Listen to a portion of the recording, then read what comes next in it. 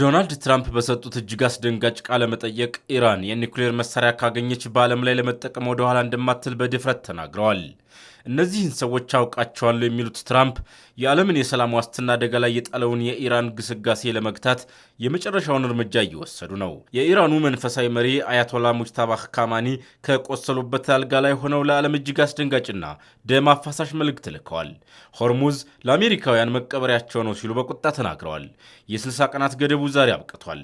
ዛሬ በዚሁ ልዩ ዘገባችን የሙጅታባ ኻማኒ መግለጫ ምስጢር፣ የኢራን ኢኮኖሚ እንዴት እንደፈረሰ፣ የባህርና አየር ኃይሏ እንዴት አመድ እንደሆነና ትራምፕ ለምን ኔቶ ከዳኝ እንዳሉ እንዲሁም ዶናልድ ትራምፕ ኢራንን አሸንፊያታለሁ ሲሉ አያቶላ ኻሜኒ ደግሞ እንበቀላለን እያሉ በፎከሩበት በዚህ ሰዓት በመሃል ያለው መስኪኑ የኢራን ሕዝብ ግን ወደ መቃብር እየተገፋ ነው። ኢንተርኔት የለም፣ ስራ የለም፣ ምግብም የለም። በዝርዝር እንመለከተዋለን። እስከ መጨረሻው አብራችሁን ቆዩ።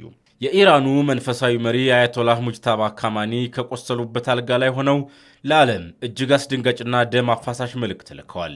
ሆርሙዝ ለአሜሪካውያን መቀበሪያቸው ነው ሲሉ በቁጣ ተናግረዋል። ትራምፕ ኢራንን አመድ አድርጊያታለሁ በሚሉበት በዚህ ወቅት ቴሄራን ግን የኒውክሌርና የሚሳይል ቴክኖሎጂዎቻቸውን ብሔራዊ ሀብቶቻችን ናቸው፣ እስከ መጨረሻው የደም ጠብታ እንከላከላቸዋለን ስትል ለዋይት ሃውስ ቀጭን ማስጠንቀቂያ ሰጥታለች። የኢራን መንግስት ቴሌቪዥን ባልተለመደ ሁኔታ የአያቶላ ሙጅታባ ካማኒን ንግግር በጋዜጠኛ በኩል አሰራጭቷል። ንግግሩ አንድ ወርቃማ እውነትን ይዟል። ኢራናውያን የኒውክሌርና የሚሳይል አቅማቸውን እንደ ምድራዊና ሰማያዊ ድንበራቸው ይጠብቁታል። ካማኒ አሜሪካን ታላቋ ሰይጣን በማለት ጠርተዋታል። እንደ እርሳቸው ንግግር ከሆነ የአሜሪካ ጦር ሰፈሮች ደካማና ራሳቸውን እንኳን መከላከል የማይችሉ ናቸው። ትራምፕ የኢራንን አየር ኃይል አጥፍቻለሁ ቢሉም ካማኒ ግን አዲስ ምዕራፍ በፋርስ ባሕረ ሰላጤ ላይ ተከፍተዋል ይላሉ። ይህ አዲስ ምዕራፍ ምንድን ነው? የኒውክሌር ጦርነት ወይስ የአሜሪካ ከመካከለኛው ምስራቅ መጠረግ? የካማኒ ንግግር እጅግ አከራካሪ የሆነው እዚሁ ጋር ነው። ከ1000 ኪሎ ሜትሮች ርቀው የመጡ ባዕዳን በፋርስ ባሕረ ሰላጤና በኦማን ባህር ውስጥ ቦታ የላቸውም፣ ቦታቸው የባህሩ ግርጌ ብቻ ነው ሲሉ ዝተዋል። ይህ ቀጥተኛ የጦርነት አዋጅ ነው። ኢራን የሆርሙዝ ባሕረ ሰላጤን እንደምትቆጣጠርና የአሜሪካን ብዝበዛ እንደምታቆም ተናግራለች። ትራምፕ በበኩላቸው 100% ውጤታማ የሆነ የነዳጅ እገዳ ጥያለሁ ቢሉም ካማኒ ግን ወደፊት ያለ አሜሪካ የሚመራ ብሩህ ቀጠና ይፈጠራል ሲሉ ተስፋቸውን ገልጠዋል።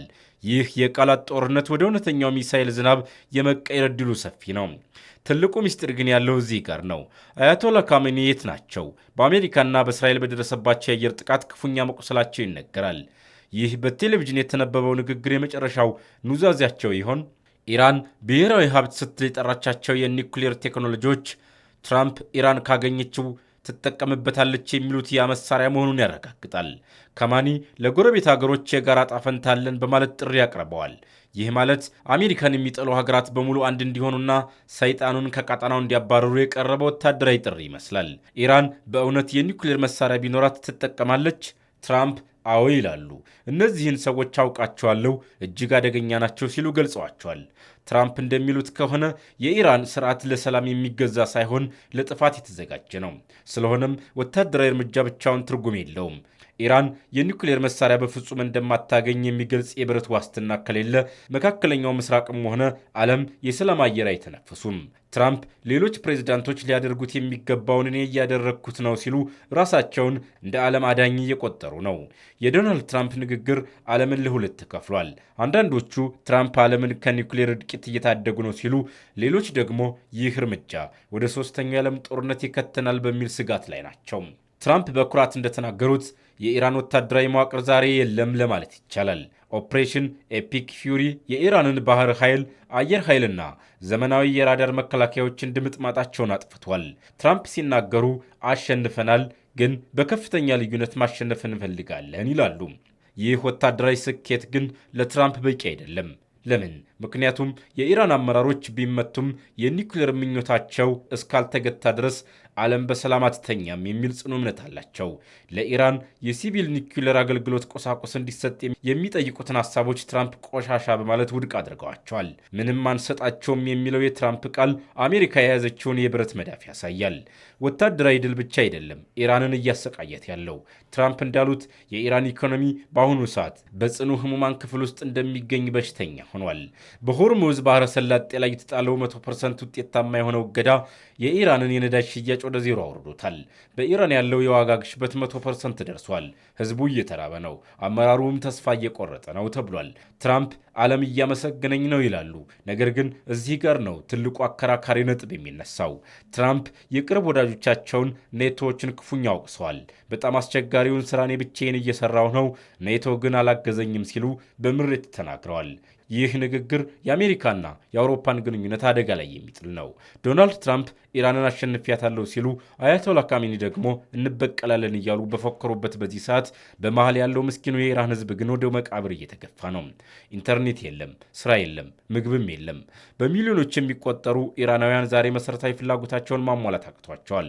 የተባበሩት መንግስታት ድርጅት ይፋ ባደረገው መረጃ መሰረት በዚሁ ጦርነት ምክንያት 4.1 ሚሊዮን ተጨማሪ ሰዎች ወደ ድህነት አዘቅት ውስጥ ይገባሉ።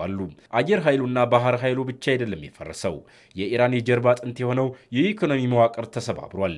23,000 የንግድ ድርጅቶችና ፋብሪካዎች በአሜሪካና በእስራኤል የአየር ጥቃት ወድመዋል። ይህ ማለት በሚሊዮን የሚቆጠሩ አባቶች ወደ ቤታቸው ባዶ እጃቸውን እየገቡ ነው ማለት ነው። በትራምፕ ትዕዛዝ የተጣለው የባህር ላይ እገዳ የኢራንን ኢንዱስትሪ አሽመድምዶታል። ለምሳሌ ማራል ሳናት የተባለው የታወቀው ተሳቢ አምራች ድርጅት በብረት እጥረት ምክንያት 1500 ሰራተኞችን አሰናብቷል። ቦሩ ጆርድ የተባለው የጨርቃጨርቅ ግዙፍ ኩባንያ 700 ሰራተኞቹን በትኗል። የሚገርመው ግን መንግስት ለራሱ ሰራተኞች 60 በመቶ የደሞዝ ጭማሪ ሲያደርግ፣ የግል ድርጅቶችና ተራው ህዝብ ግን በቀን አንድ ጊዜ መብላት ተስኗቸዋል። የቴሄራን የንግድ ምክር ቤት አባላት መንግስትን በጽኑ እየተቹ ነው። ፋብሪካዎቹ ሰራተኛ ቀነሱ፣ መንግስት እንዴት በቅንጦት ይኖራል የሚል ጥያቄ እያስነሳ ነው። በኢራን ታሪክ ታይቶ በማይታወቅ ሁኔታ ስራ አጥነን ብለው ኢንሹራንስ የጠየቁ ሰዎች ቁጥር በ3 እጥፍ ጨምሯል። የኢራን መንግስት ይህን መከራ የአሜሪካና የእስራኤል ግፍ ነው ይለዋል። ትራምፕ ደግሞ ለዓለም ሰላም ሲባል የተከፈለ ዋጋ ይሉታል። ነገር ግን እውነታው ያለው ቴሄራን ጎዳና ላይ በሚሰቃየው ምስኪን ህዝብ እጅ ነው። ጦርነቱ በወታደራዊ ድል ቢጠናቀቅም በሚሊዮኖች የሚቆጠሩ ኢራናውያን ግን በድህነትና በረሃብ ጦርነት ውስጥ ናቸው። የኢራን መንግስት የጦርነት ጊዜ ኢኮኖሚ ካላወጀ፣ ህዝቡን ካልረዳ፣ ቀጣዩ አመፅ ከጦርነቱ የከፋ ሊሆንበት እንደሚችል ተንታኞች እየተናገሩ ነው።